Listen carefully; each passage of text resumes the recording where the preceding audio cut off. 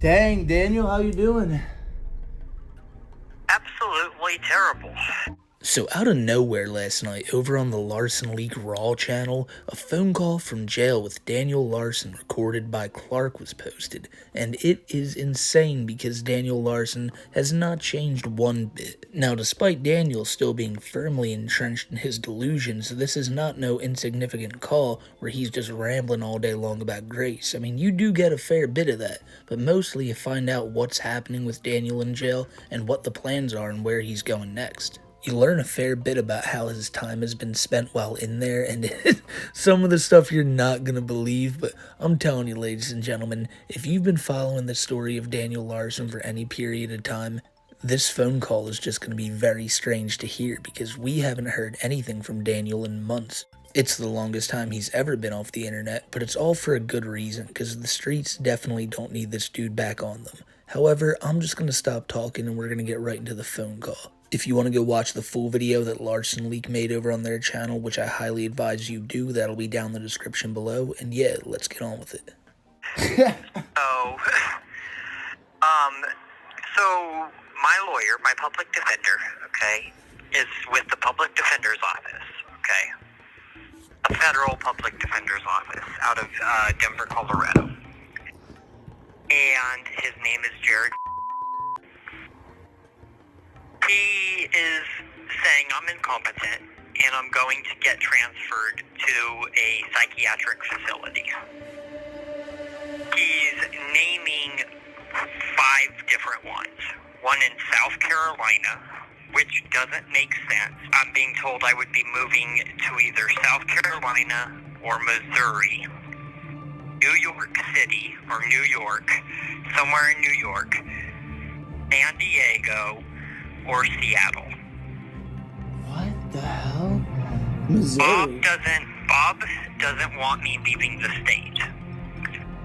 Okay? There's no time frame on when I'm going to get transferred.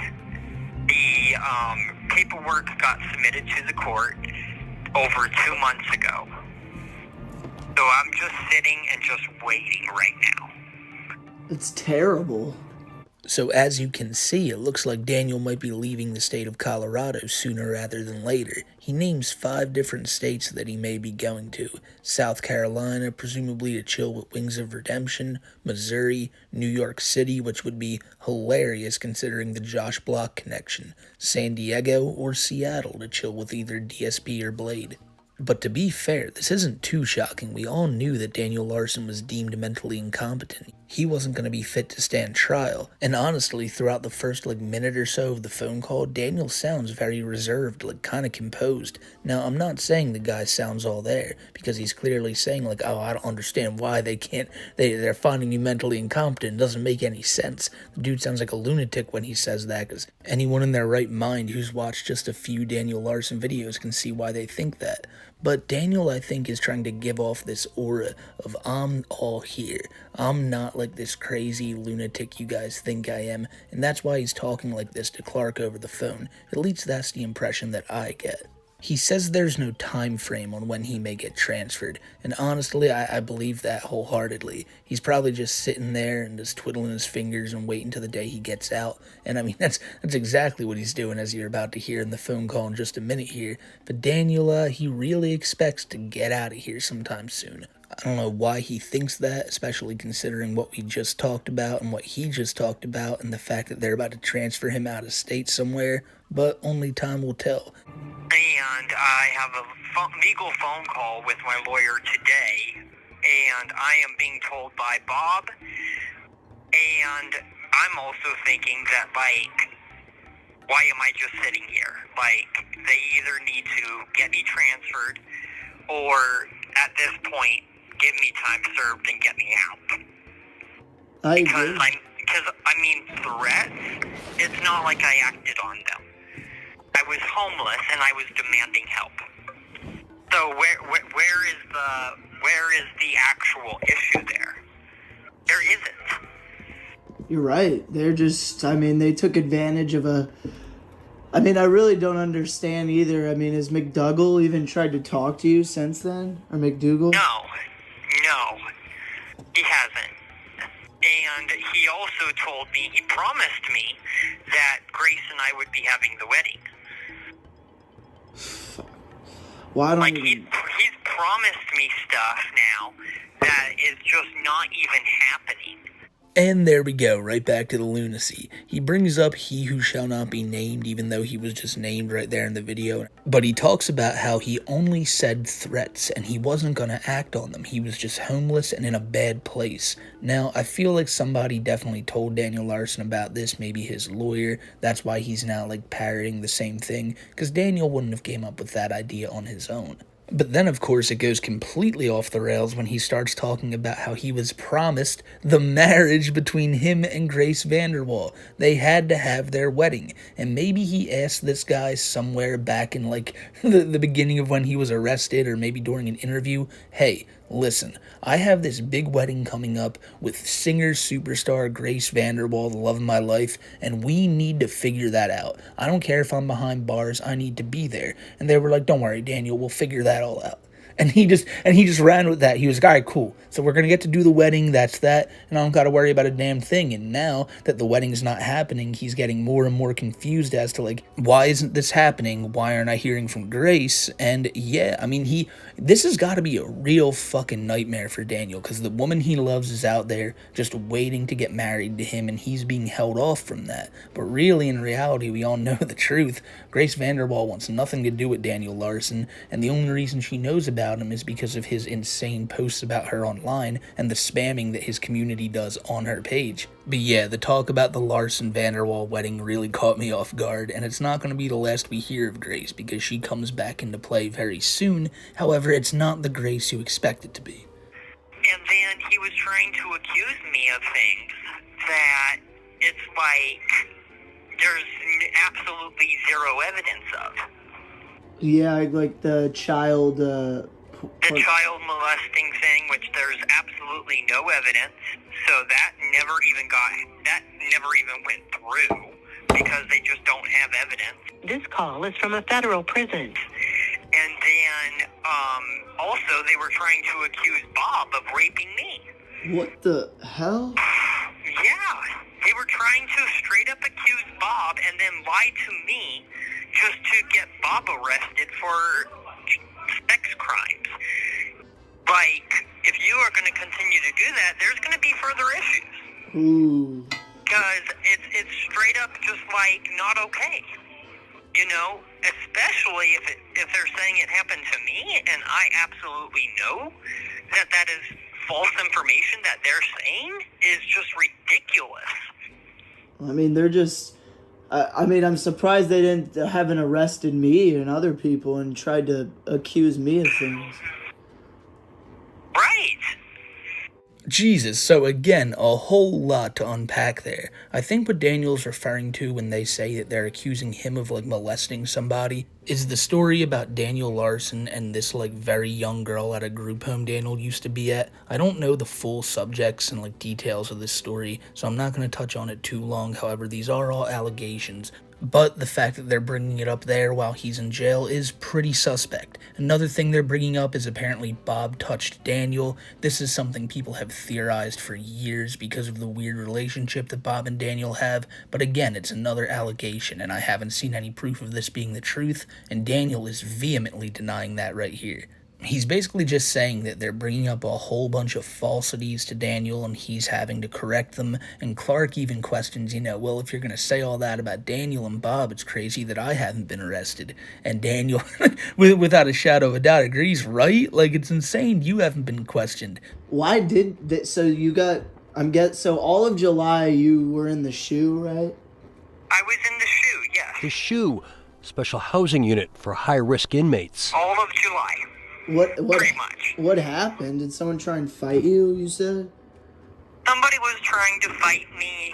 People were calling into the jail, apparently, like, to the actual, like, facility, sending threats to me.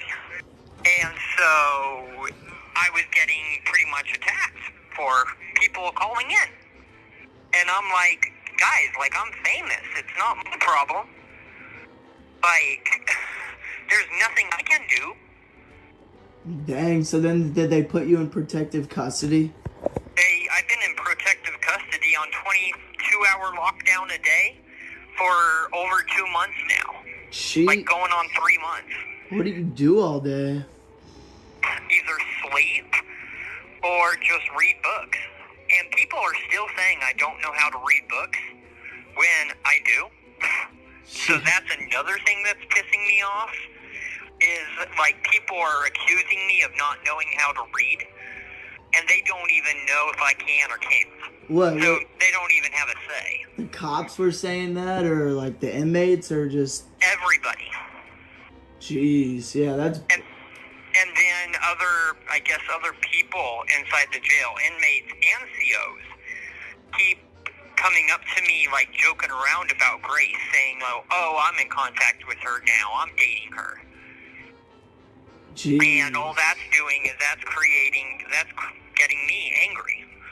You know, it's like, okay, like, do you have their number? Because I have their number. Ooh. I'm not, like, I don't have it, you know, straight on me, but it's in my legal discovery. It's just blocked out. You know what I mean? Like, I have more than enough proof right now. I'm pretty sure you don't. You know, and they're just creating all these random arguments with me. I mean, they could look you up and see that you're in there for, like, huge charges. Those people are probably in there for, like, like, the jail you're in has a lot of pedophiles and stuff, like that Subway guy. Right. But the thing is, my charges are not that big. Exactly. If you really think about it. They're small compared to a lot of these other people. True. That might be the most insane part about all of this, because it's something I've been wondering since the very beginning of Daniel going into jail, and that's if other inmates, and I didn't think COs would, but apparently they are just fucking with him about the Grace Vanderwall stuff. Now, I didn't think it was just going to be the Grace stuff. I thought it was going to be everything, like, oh, Daniel, you're so famous and shit, but really, you can hear it from Daniel's own mouth. He's getting angry at all the shit he's getting because other inmates and even the cops there, like, hey, Daniel, I'm just talking to Grace, bro. I'm in contact with her now. Now, what I gotta ask is, are they finding out about this because before they went to jail, or like, you know, maybe in their free time for the COs, they're looking up Daniel Larson content? I don't know. Daniel brings up there that people are contacting the jail, and I have heard in the past of people saying that they were going to contact other inmates and tell them about Daniel Larson. So is that what's happening here? Or people just calling other inmates and being like, hey, you know that little crazy guy in there? I hear he can't fucking read. And also that he's obsessed with this Grace Vanderwall chick who's like a singer-songwriter, yet she doesn't know he exists. The guy's crazy. And they're taking this and they're running with it. Now, Daniel says he also apparently got in a bunch of fights in jail because people were contacting the jail, and Daniel keeps saying, guys, I'm famous, it's not my problem. But then I'm wondering, what's exactly happening here to cause fights? Are they calling the COs and saying, hey guys, Daniel's like going crazy in his cell right now and streaming it to YouTube, and then they just bust in there and find Daniel doing nothing? Or is it the aforementioned fact that people are calling other inmates and that's getting Daniel like in trouble or getting these people riled up? I don't know, but it's not been an easy time for Daniel in there. 22 hours of like solitary confinement. He's already been in protective custody for months, and all he's doing is reading those books that the entire internet says he can't read. And on top of that, all the inmates and COs are just giving him the toughest time in the world. Jail is exactly what people thought it would be for Daniel Larson, and I think everyone who wanted to see him end up here has to be pretty happy. It's true. You know, I'm basically right now just serving time. That's all it is. What books have you been reading? Did you get it from like commissary or something? No, there's a library here. I got a bunch of, I guess, like 2 or 3 books. I've been reading like fairy tale stuff, vampire stuff. Oh, that's good. But anyways, apparently Bob is all pissed off about what's going on with Grace. He's like, okay, so we know that Grace is involved. Why not helping? Like, why is she not getting you out, you know? Like, she's a millionaire. She should be able to just, you know, get you right out and get you on the record deal. Why is she not helping? He's pissed off, and probably shouldn't say this because I don't want to piss you off, but Bob is at the same time kind of upset at you. This call is from a federal prison. You got me in contact with the other person who claimed to be Grace, right? We know that. You got me in contact with the person claiming to be Tina and the person claiming to be Grace. I don't know right now if that was real or fake. But what I do know is when they told me that they were in contact with the FBI, okay, one thing I can confirm is what they were saying is true in my legal discovery. That's true. Yeah, your legal discovery. I haven't been able to see that, but what else? Right. But my legal discovery straight up has conversations with the verified Tina, Grace's mother, where it's straight up talking about being in contact with me and saying Grace is not dating you, she's not aware of you. But then what I find weird is there's a straight up letter that got sent to the homeless shelter where it straight up is from the real Dave. And Dave, as we know, was wanting the relationship and the wedding all along. He has no problem with it, as we know, right? Yeah, I mean, assuming so, yeah. Right. And so the thing is, he is the one that apparently sent the letter.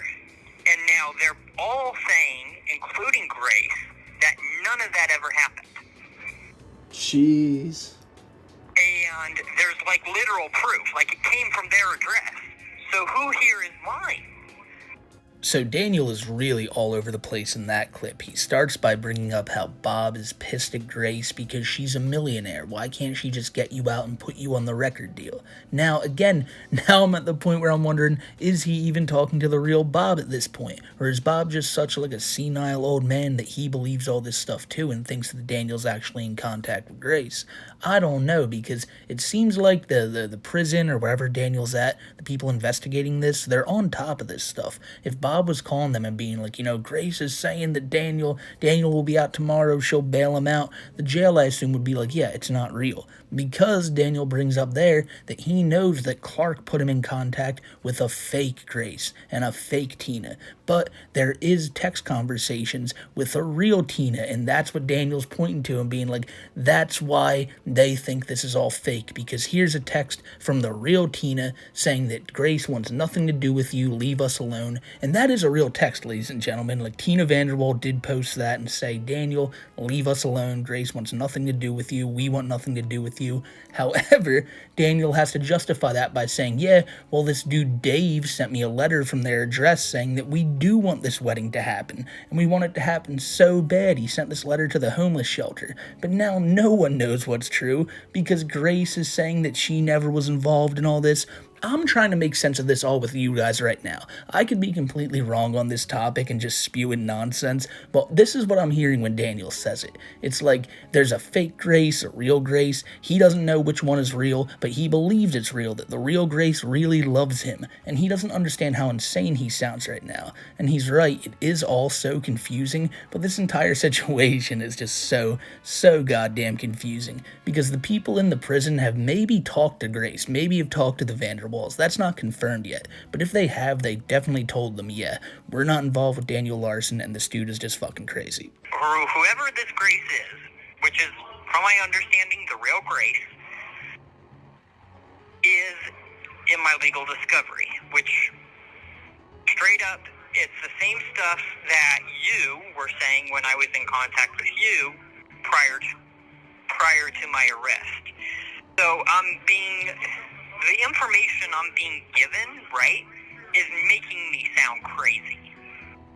And This call is from a federal prison. It's pissing everybody off. You see what I mean? Yeah, I mean, and they keep pushing back your trial. And they keep pushing back my trial. So who is doing that? Like at this point, I don't know why I'm not just out. And they get me housing, like wherever I'm supposed to go. I mean, Biden did drop out of the race, so it is Kamala now. And I don't know if you heard, apparently there were like Venezuelan gangs coming to Aurora, Colorado, and like taking over apartments and stuff. I was like, yeah, no, I heard about that. That's true. That's what's going on. I mean, what could also be going on too is, I mean, all the shootings and stuff. Yeah. They could be just saying threats are just one step away from the actual doing. The thing is, I'm not that type of person. I'm not going to just act on it. I was demanding help, and I even have proof in my legal discovery of me demanding help, going to hospitals. Nobody once ever did anything.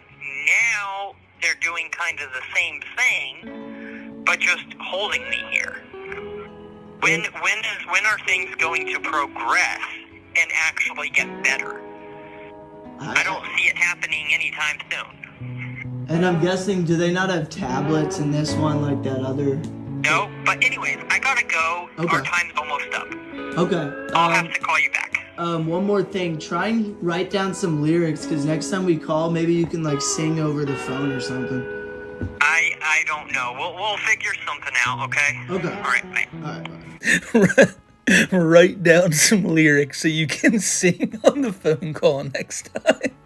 I'll give Clark that one. That one was good because you can tell Daniel's immediately like, no, this is serious business. I'm not going to do that. However, when he gets bored enough, he's going to be like, all right, let me write something more too.